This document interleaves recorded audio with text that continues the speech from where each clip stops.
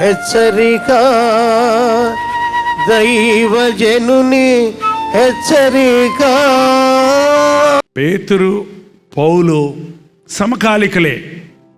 ఎందుకంటే పేతురు సీనియరా, పౌలు సీనియరా అంటే పేతురు ప్రభువుతో నడిచినోడు, పౌలు యేసు ప్రభువుని చూడనే లేదు, ఆయన శిష్యులుగా ఒకటిగా లేడు.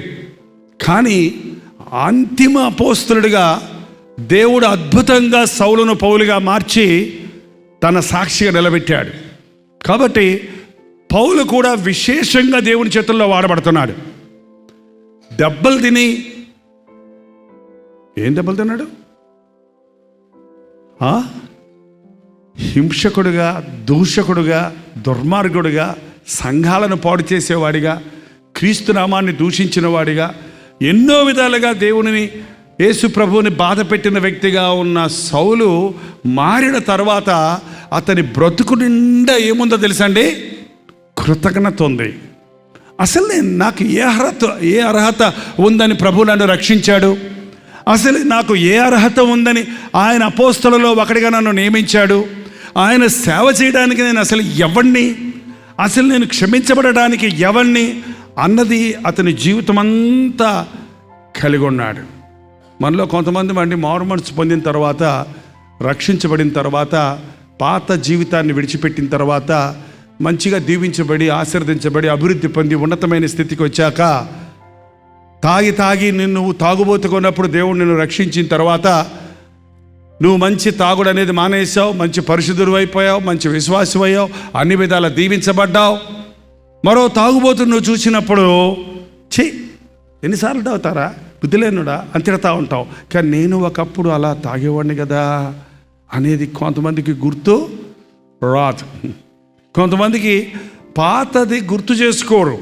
పాతదంటే పాత పాపాన్ని గుర్తు చేసుకోవద్దన్నాడు. కానీ నా ప్రాణమా యెహోవాను సన్నుతించుము, ఆయన చేసిన ఉపకారములలో దేనిని నువ్వు ఏ స్థితిలో నుంచి పైకొచ్చావో మర్చిపోకూడదండి. దావీదు ఎవరు? మహారాజా. దావీదు రాజు అవ్వకముందు ఎవరైనా గొర్రెల కాపరి. రాజు అయిన తర్వాత ఏమన్నాడు? దేవుని సన్నిధిలో కూర్చొని ఏమన్నాడు? గొర్రెల దొడ్డులో ఉన్న నన్ను పట్టుకొచ్చి మహారాజుని చేసేవయ్యా అనే కృతజ్ఞత కలిగి ఉన్నాడు. కానీ ఈ రోజున చాలామంది వారి పాత స్థితిని మరిచి ఇతరులతో పోటీ పడటం, ఇతరులను హీనంగా ఎంచటం చూస్తూ ఉన్నామండి. కానీ పౌలు, పేతురులు విరిగి నలిగిన హృదయం కలిగిన వారు, వారి స్థితి వారు ఎరిగిన వారు.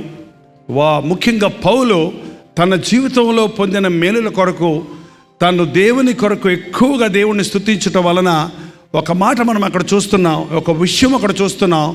పౌలు రాసిన పత్రికలు కానీ, పౌలు రాసిన పత్రికలన్నీ మీరు పరిశీలించి చూస్తే, వాటి సారాన్ని గ్రహిస్తే ఏముందో తెలుసండి? అందులో ఎప్పుడూ అతను కృతజ్ఞతతో ఉన్నాడు. ఆయన కృప ద్వారానే రక్షించబడ్డాను, కృప ద్వారానే బతుకుతున్నాను, కృప ద్వారానే, కృప చాలు, ఆయన కృపలోనే నేను అన్నీ సాగుతున్నాను, నాకు ఏ యోగ్యత లేదు, నాకు ఏ అర్హత లేదు, నాకు దేవుని కృప నన్ను వెంటాడుతున్నది అని ఆయన సాక్ష్యం చెప్పాడు. చాలామందికి అండి దేవుని కృప చులకనైపోయింది. కృప అనకపోతే ప్రేమ అనొచ్చు, ప్రేమ అనకపోతే దయ అనొచ్చు, దయ అనకపోతే కరుణ అనొచ్చు. ఇవన్నీ వేరే వేరే మాటలు. కానీ ఇంచుమించు ఇవంతా కూడా ఒక బంచ్, అంతా ఒక ద్రాక్ష గుత్తిలాగా ప్రేమ, జాలి, దయ, కనికరము, ఈ మాటలు ఈ రోజున క్రైస్తవులకు ఏమైపోయినాయి అంటే చులకనైపోయింది. ఆయన దీర్ఘశాంతము, ఆయన ప్రేమ, ఆయన కృప చూపిస్తుంటే మళ్ళీ పర్వాలేదులే, దేవుడు క్షమిస్తాడు. ఎందుకంటే బైబిల్లో చెప్పబడింది, పౌలు అన్నాడు, ఎక్కడ పాపము విస్తరించునో అక్కడ కృప విస్తరించును. అందుకని పాపం బాగా చేద్దాం, పాపం ఎంత చేస్తే అంత కృప పెరుగుతుంది కదా, అందుకని పాపం చేసినా పర్వాలేదురా బాబు, కృపకి ఎప్పుడు అంతే లేదు కాబట్టి, హద్దే లేదు కాబట్టి అని చాలామంది పాపం మళ్ళీ చేస్తున్నారు. చాలామంది ఏమంటారంటే, జాగ్రత్తగా ఉండండి. పేతురు చివరిలో చెప్తున్నాడు, ప్రియులారా, మీరు ఈ సంగతులు ముందుగా తెలుసుకుని ఉన్నారు కనుక, ఇప్పుడు మీకు తెలియజేస్తున్నారు కనుక, మీరు నీతి విరోధుల తప్పు బోధ వలన తొలగించబడి మీకు కలిగిన స్థిరమైన మనస్సు విడిచి పడిపోకుండా కాచుకోండి. పాపం చేసినా పర్వాలేదు, ఎన్నిసార్లు చేసినా పర్వాలేదు, ఏం చేసినా పర్వాలేదు, పాపం చేయకుండా ఉండక్కర్లేదు అనే బోధ ఎలాగుంది చెప్పండి? ఆటోమేటిక్గా రక్షణ వచ్చేసింది. Take it everything positive. మీ అబ్బాయి తాగుబోతాడైపోయాడా? హల్లెలూయా, దేవుడికి స్తోత్రం. మారతాడు వాడు, ఎముకలకు కూడా అయ్యాక మారతాడు, తొందరపడకు. ఏం ప్రయోజనం? ఎముకలకు అయ్యాక మారితే ఏం ప్రయోజనం అండి? హృదయం కఠినం చేసుకుంటే, దేవుని హెచ్చరికలు నిర్లక్ష్యం చేస్తే, దేవుని వాక్యాన్ని పెడచెవిని పెడితే తప్పకుండా శిక్షకు పాత్రలం అవుతామండి. ఆయన వచ్చినప్పుడు నీతిని గురించి, పాపముని గురించి, తీర్పుని గురించి మిమ్మలను ఒప్పింపజేస్తాడు. నేను పాపిని అని ఒకడు అనాలంటే అది పరిశుద్ధాత్ముని యొక్క సహాయంతోనే అనగలం. ఊరికే నోటితో అంటావు అవి వేరే.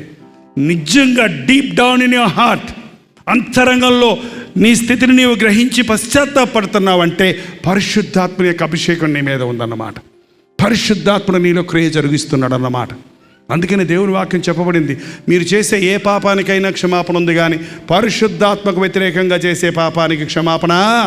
పరిశుద్ధాత్ముడు నీ పాపాన్ని గురించి ఒప్పిస్తున్నప్పుడు, పరిశుద్ధాత్ముడు తన కృపను నీ మీద కుమ్మరిస్తున్నప్పుడు, పరిశుద్ధాత్ముడు నిన్ను ఆదరించాలని, నీకు సహాయం చేయాలని నిన్ను సమీపిస్తున్నప్పుడు నీవు తృణీకరిస్తే అయ్యో నీకు క్షమాపణ లేదు. ప్రార్థన. పరిశుద్ధుడా, ప్రేమగల తండ్రి, చేతులెత్తి నీ సహాయం కొరకు వేడుకుంటున్నా. మమ్మల్ని చూడు నాయన. మేము స్థిరపడాలని, మేము బలపడాలని, మేము నీ రాకడ సమయంలో ఎత్తబడాలని మా కొరకు నీవు చూపించిన ప్రేమ, మా పట్ల నీవు చూపిస్తున్న కృప, మా కొరకు నీవు పంపించిన పరిశుద్ధాత్ముడు ఎంత గొప్ప అవకాశమో మేము గుర్తించుటకు సహాయం చేయి తండ్రి.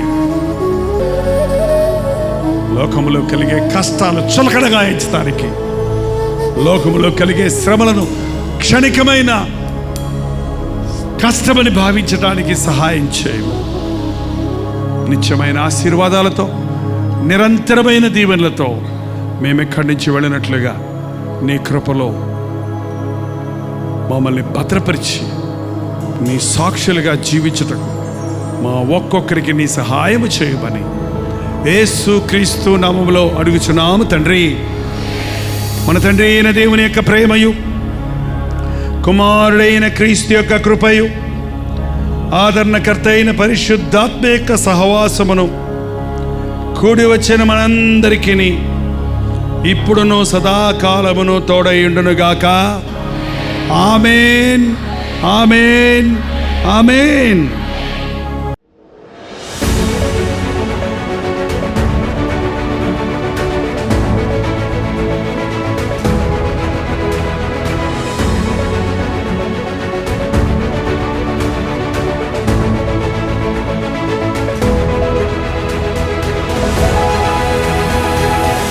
హల్లెలూయా, దేవునికి స్తోత్రం. బెంగుళూరు పరిసర ప్రాంతాల్లో ఉన్న వారికి శుభవార్త. ప్రతిరోజు కల్వరి ప్రతిధ్వని సోషల్ మీడియా ద్వారా దేవుని వాక్యం వింటున్న వారికి, కల్వరి దర్శనం టీవీ ప్రోగ్రామ్స్ ఆలకిస్తున్న వారికి, కల్వరి ప్రేమధార పాఠకుల కొరకు ప్రత్యేకమైన 1 డే గెట్ టుగెదర్ను బెంగళూరులో ఈ నెల ఫిబ్రవరి 15వ తారీఖున మధ్యాహ్నం 2 గంటల నుంచి 5 గంటల వరకు, 6 గంటల నుంచి 10 గంటల వరకు 2 సెషన్స్గా ఏర్పాటు చేస్తున్నాం. ఇది హాలిడే కాకపోయినా మీరందరూ వస్తారని, మనందరము కలిసి దేవుడు చేసిన మేలు తలంచి ఆయన స్తుతించుటకు, మిమ్మల్ని ముఖాముఖిగా చూసి మీ కొరకు ప్రార్థించుటకు ఎంతో ప్రార్థనాపూర్వకంగా మేము బెంగళూరు వస్తున్నాం. మీరు రండి, పాల్గొనండి, దైవాశీస్సులు పొందండి. చిరునామా గమనించండి, గుండూరావు ఆడిటోరియం నియర్ మంత్రి మాల్, శేషాద్రిపురం, బెంగళూరు. ఇంకా ఈ విషయమే మీకు వివరాలు కావాలంటే 954041 నెంబర్కి ఒక వాట్సాప్ పెట్టండి, లేదా 8939393939 నెంబర్కి మీరు కాల్ చేసి వివరాలు తెలుసుకోరండి. గుర్తుపెట్టుకోండి, ఫిబ్రవరి 15వ తారీఖున మధ్యాహ్నం 2 గంటల నుంచి 5 గంటల వరకు, 6 గంటల నుంచి 10 గంటల వరకు బెంగళూరులోని గుండూరావు స్టేడియంలో 1 డే గెట్ టుగెదర్ని మీకు ఏర్పాటు చేస్తున్నాం. రండి, పాల్గొనండి, దైవాశీస్సులు పొందండి.